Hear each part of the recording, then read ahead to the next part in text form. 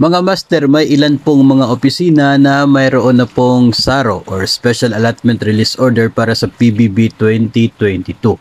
Kabilang po dyan ang Parole and Probation Administration na sakop ng DOJ or Department of Justice. Meron na rin po ito pong Presidential Broadcast Service, Bureau of Broadcast Services, at maging ang Juvenile Justice and Welfare naman ng DSWD.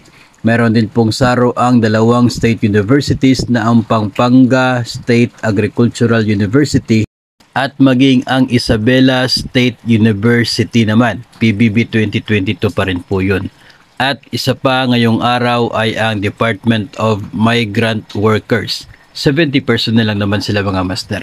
2022 na PBB ang kanila pong natanggap na allocation or Special Allotment Release Order. Kasunod po nito ay ang NCA na or Notice of Cash Allocation on process para sa pagtanggap na rin nila ng kanilang PBB 2022. So congratulations po para sa mga empleyado, personnel ng mga nabanggit na mga state universities and government offices.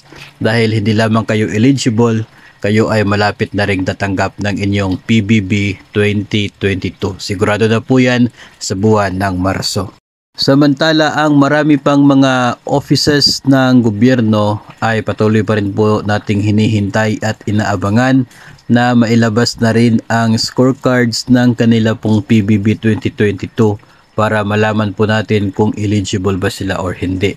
So far ay wala pa po tayong bago na nakikita na meron pong scorecards doon sa website ng PBB Secretariat, kaya wala pa po tayo maipakita na mga bagong agencies na siguradong eligible na sa PBB 2022 base sa kanilang nakuhang score during the PBB evaluation.